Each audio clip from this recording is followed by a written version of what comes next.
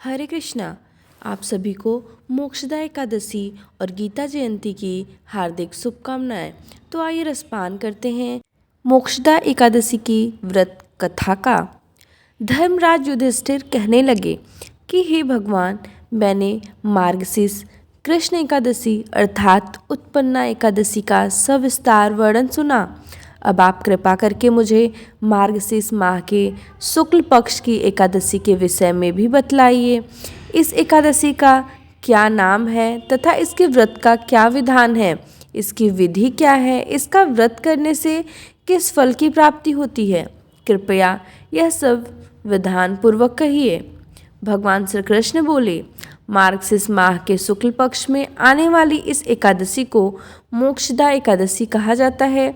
यह व्रत मोक्ष देने वाला तथा चिंतामणि के समान सब कामनाएं पूर्ण करने वाला है, जिससे आप अपने पूर्वजों के दुखों को खत्म कर सकते हैं। इसका महात्म्य मैं तुमसे कहता हूँ।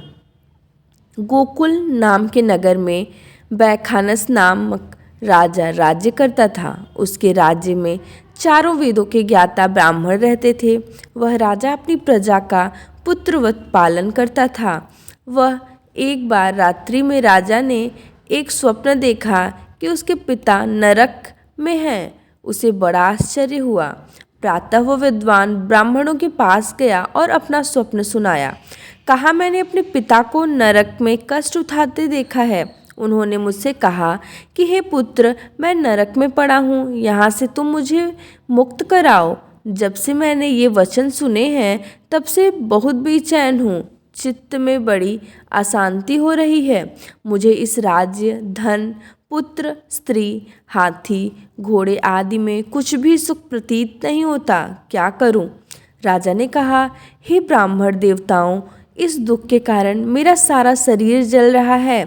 अब आप कृपा करके कोई तप, दान, व्रत आदि ऐसा उपाय बताइए जिससे मेरे पिता को मुक्ति मिल जाए। उस पुत्र का जीवन व्यर्थ है जो अपने माता पिता का उद्धार न कर सके। एक उत्तम पुत्र जो अपने माता पिता तथा पूर्वजों का उद्धार करता है, वो 1000 मूर्ख पुत्रों से अच्छा होता है। जैसे एक चंद्रमा सारी जगत में प्रकाश कर देता है, परंतु हजारों तारे नहीं कर सकते। ब्राह्मणों ने कहा, हे राजन, यहाँ पास ही भूत, भविष्य, वर्तमान के ज्ञाता पर्वत ऋषि का आश्रम है। आपकी समस्या का हल वे जरूर करेंगे। ऐसा सुनकर राजा मुनि के आश्रम पर गया। उस आश्रम में अनेक शांत चित्त योगी और मुनि तपस्या कर रहे थे। उसी जगह पर्वत मुनि बैठे थे। राजा ने मुनि को साष्टांग दंडवत किया। मुनि ने राजा से सांगोपांग कुशल पूछी। राजा ने कहा कि महाराज, आपकी कृपा से मेरे राज्य में सब कुछ कुशल है, लेकिन अकस्मात मेरे चित्त में अत्यंत अशांति होने लगी। ऐसा सुनकर पर्वत मुनि ने आंखें बंद की और भूत विचारने लगे।